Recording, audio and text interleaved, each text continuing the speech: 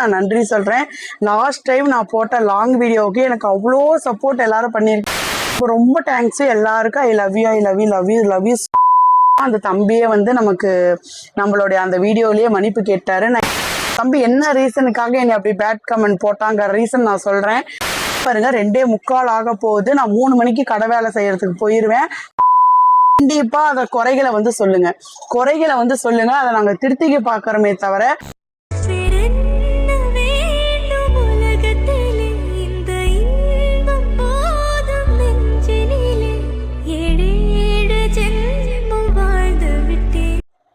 Hi guys, எல்லாரும் எப்படி இருக்கீங்க? நாங்கள் எல்லாரும் நல்லா இருக்கோங்க. நீங்களும் எல்லாரும் நல்லா இருக்கீங்கன்னு நான் நம்புறேன். ஃபர்ஸ்ட் உங்க எல்லாருக்கும் நான் வணக்கம் சொல்றேன். அதை விட முக்கியம் உங்க எல்லாருக்கும் நான் நன்றி சொல்றேன்.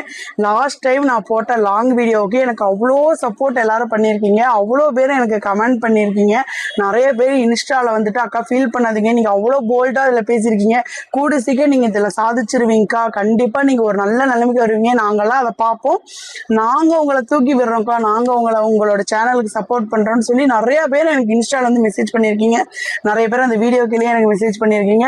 எல்லாருக்கும் ரொம்ப ரொம்ப ரொம்ப ரொம்ப தேங்க்ஸ். எல்லாருக்கும் I love you, I love you, love you, love you so much. அப்புறம் ஒன்று சொல்லிக்க நான் விரும்புகிறேன்.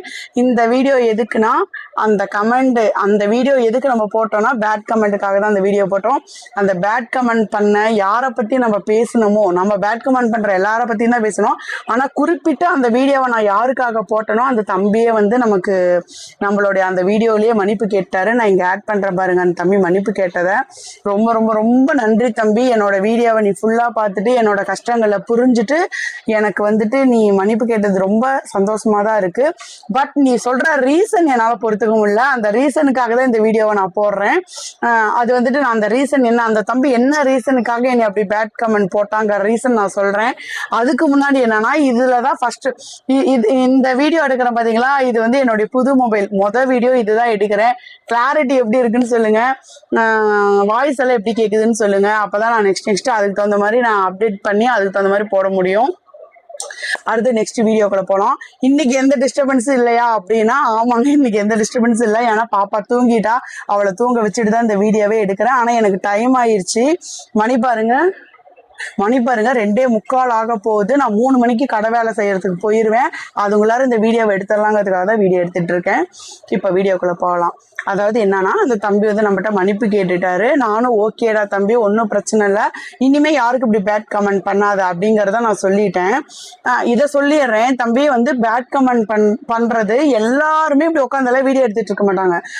எனக்கு என்ன பிரச்சனை, நான் காலையிலேருந்து என்ன பண்றேன், சாயங்காலம் என்ன பண்றேன், மதியம் என்ன பண்றேன், நான் எப்போ தூங்குறேன், எப்போ எந்திரிக்கிறேன், நான் என்ன ஒர்க் பண்றேன், எனக்கு எவ்வளவு வருமானம், இதெல்லாம் எல்லாரும் உட்காந்து எக்ஸ்பிளைன் பண்ணிட்டு இருக்க மாட்டாங்க தம்பி. எல்லாரும் பேட் கமெண்ட்டை பாக்குறப்போ சிலர் மனசு சிலர் இல்ல, பேட் கமெண்ட் பண்ணீங்கனாலே அவங்க மனசு ரொம்ப கஷ்டப்படும். அதாவது அவங்க அப்ப வந்துட்டு தூக்கி போடுற மாதிரி தூக்கி போடுவாங்க, நீ போட, உங்களுக்கு எல்லாம் வேற வேலை என்ன அப்படின்னு. இருந்தாலும் நீங்க சொல்ற சில வார்த்தைகள் எங்க மனசை கஷ்டப்படுத்திட்டு தான் இருக்கும். என்னதான் நாங்க வெளியே போல்டா பேசினாலும் ஐயோ நம்மளை பார்த்து இப்படி சொல்லிட்டாங்களே அப்படிங்கிற மாதிரி நம்ம மனசு கஷ்டப்பட்டுட்டு தான் இருக்கும். ஸோ எல்லாரும் இப்படி வீடியோ எடுத்து போட மாட்டாங்க. தயவு செஞ்சு யாருக்கும் பேட் கமெண்ட் பண்ணாதீங்க. அதே நாங்க ஒரு தப்பு பண்ணியிருந்தா அந்த வீடியோல எங்களை சம்பந்தப்பட்ட ஒரு விஷயத்த நாங்க பண்றது உங்க கண்ணுக்கு தப்பா தெரிஞ்சா கண்டிப்பா அதை குறைகளை வந்து சொல்லுங்க. அதை நாங்க திருத்திக்க பாக்குறோமே தவிர நல்லா இருக்கிற ஒரு லைவ் வீடியோ போடுற ஷார்ட்ஸ்ல தேவையே இல்லாம சம்மந்தமே இல்லாமலாம் போடாதீங்க. இன்னொன்னு என்னன்னா, உடம்ப பத்தி பேசாதீங்க. தயவு செஞ்சு இந்த உடம்ப பத்தி பேசாதீங்க. நான் உடம்பின் நான் சொல்றது எல்லாத்தையும் தான் நான் சேர்த்து சொல்றேன். நீங்க பேசுற தவறான வார்த்தைகள் அது ரெண்டாபட்சம். அடுத்தது என்னன்னா, இந்த குண்டு கருப்பு, நீ எல்லாம் என்ன அழகு, உன் மொரக்கட்ட பேய் மாதிரி இருக்கு, இந்த மாதிரி வேடெல்லாம் சொல்லாதீங்க.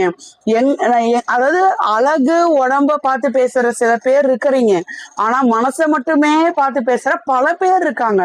என் சேனலுக்கு அந்த மாதிரிதான் இருக்காங்க. என்னுடைய மனசை மட்டுமே தெரிஞ்சு எனக்காக வந்து பாக்குற என்னோட ஃபாலோவர்ஸ் நிறைய பேர் இருக்காங்க. ஸோ நான் அவங்களுக்காக தான் நான் வீடியோ போட்டுட்டு இருக்கேன்.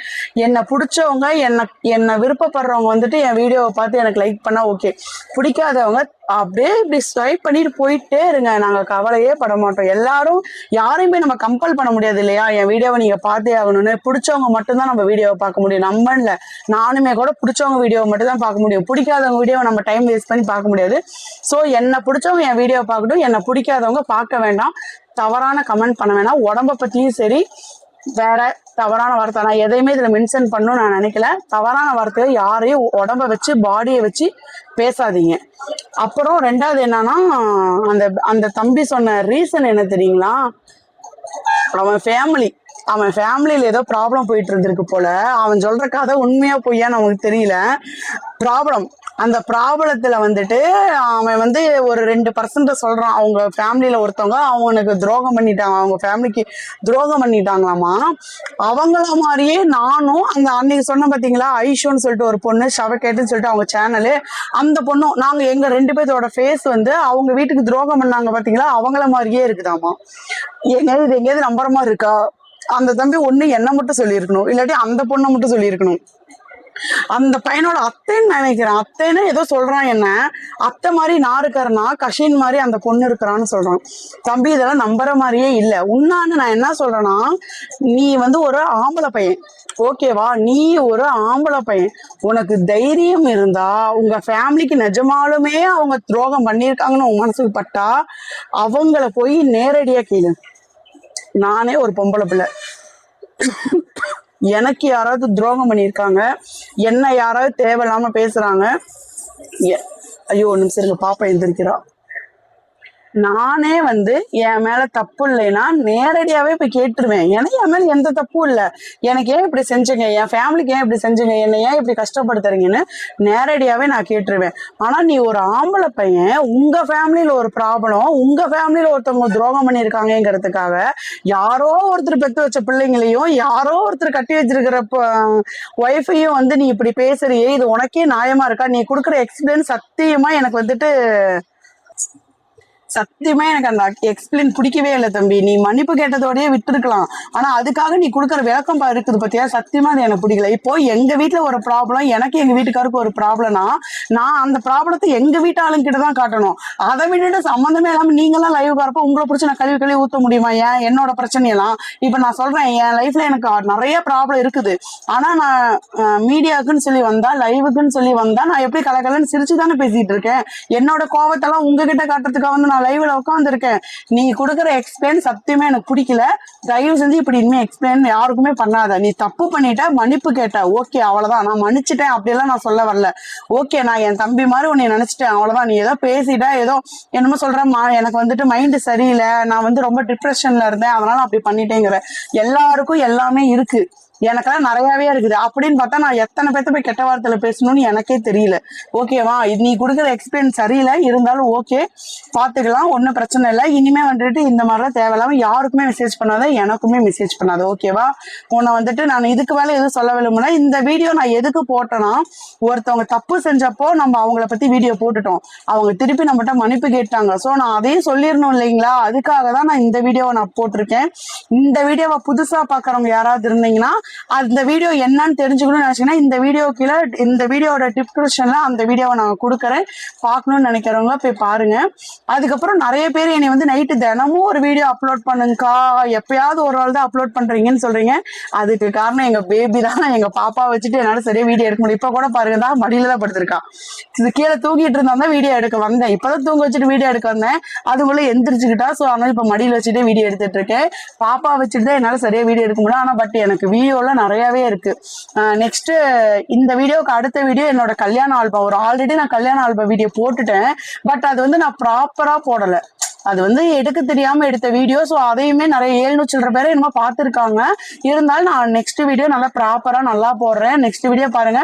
முடிஞ்ச அளவு நான் தினமும் நைட்டு 8:30 மணிக்கு ஒவ்வொரு வீடியோ போஸ்ட் பண்ண ட்ரை பண்றேன். முடிஞ்ச அளவுக்கு எல்லாரும் சப்போர்ட் பண்ணுங்க, என்னை ஃபாலோ பண்ணுங்க, ஷேர் பண்ணுங்க, லைக் பண்ணுங்க. அந்த வீடியோக்கு எனக்கு நிறையவே எல்லாரும் சப்போர்ட் பண்ணியிருக்கீங்க. நிஜமா அந்த வீடியோக்கு எனக்கு இவ்வளோ சப்போர்ட் வரும் நான் நினைக்கவே கிடையாது. என் மனசுல இருந்த ஆதங்கத்தையும் என்னோட லைஃப்ல நடந்த சில விஷயத்தை தான் அதில் ஷேர் பண்ணியிருக்கேன். அதுக்கே நீங்க நிறைய பேர் எனக்கு சப்போர்ட் பண்ணியிருக்கீங்க. தொடர்ந்து இதே போல எனக்கு எப்பவுமே சப்போர்ட் பண்ணுங்க. உங்களாலதான் என்றுமே நாங்கள் இதை வந்துட்டு நான் யூடியூப் மூலியமா நான் நல்லாவே தெரிஞ்சுக்கிட்டேன். என்றுமே உங்களாலதான் நாங்க வளர்றோம். ஸோ எப்பவுமே தொடர்ந்து எங்களுக்கு சப்போர்ட் பண்ணுங்க. பேட் கமெண்ட் பண்றவங்க யாருக்கும் பேட் கமெண்ட் பண்ணாதீங்க. இன்னுமே அந்த பையன் திருந்திட்டான். முந்தா நேத்து தொடர்ந்து என் லைவ்ல ஒருத்த வந்துட்டு இருக்கான். அவன் ரொம்பவே இந்த தம்பியை விட ரொம்பவே அவன் பேட் கமெண்ட் போட்டுட்டு தான் இருக்கான். ஆனா என்னன்னா இந்த தம்பி அடுத்தடுத்து பேட் கமெண்ட் போட்டுக்கிட்டே இருப்பான். அவன் வந்து போடுறான் போயிடுறான். ஸோ எனக்கு வந்துட்டு அப்பப்போ அவன் போடுறான், அவனோட பேட் கமெண்ட் நான் ஒன்று டிலீட் பண்ணிடுறேன். அவனும் எனக்கு என் லைவுக்கு அவன் கரெக்டா வரானா அப்ப என்னோட வீடியோவும் அவனுக்கு கரெக்டா போகும். அவனும் அந்த வீடியோவை பார்த்து திருந்தணும்னு நான் நினைக்கிறேன். ஸோ இனிமே யாருக்கும் பேட் கமெண்ட் போடாதீங்க. இதை தான் நான் சொல்லணும்னு நான் நினைச்சேன். நெக்ஸ்ட் வீடியோ நல்ல வீடியோவா நான் போடுறேன். நெக்ஸ்ட் என்னோட கல்யாண ஆல்பம் வீடியோ தான் வரும். ஸோ எல்லாரும் பார்த்து தொடர்ந்து எனக்கு சப்போர்ட் பண்ணுங்க. இந்த வீடியோலயும் நான் ஏதாவது தப்பா பேசியிருந்தா எல்லாரும் என்ன மன்னிச்சிடுங்க. பாய்.